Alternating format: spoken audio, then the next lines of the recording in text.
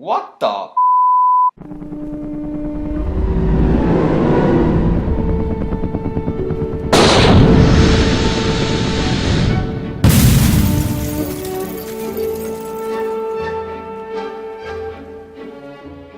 Hello guys, welcome back to another episode. In this episode, I wanted to talk about the psychology of love. You gotta say in a real, sexy, and romantic voice. Anywho, I wanted to talk about the situation where you like somebody, but for one reason or another, they don't reciprocate those feelings right back to you.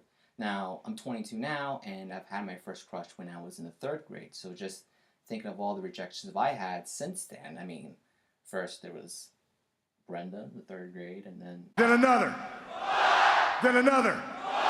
Then another. Then another. Then another. Then another. Another. Another. Another. Another. Another. Another. Let me stop right there before I start crying on the camera. Anyway, I think this is a very common and very painful experience that is equal to or more than breaking up with somebody or being broken up with.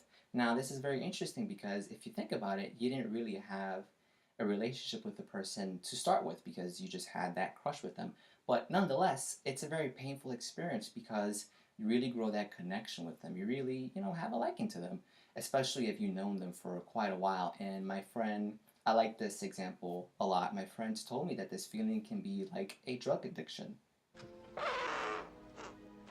Not that kind of a drug addiction, but I think we're addicted in the sense of we're addicted to the idea of being with them and sharing a romantic relationship with them.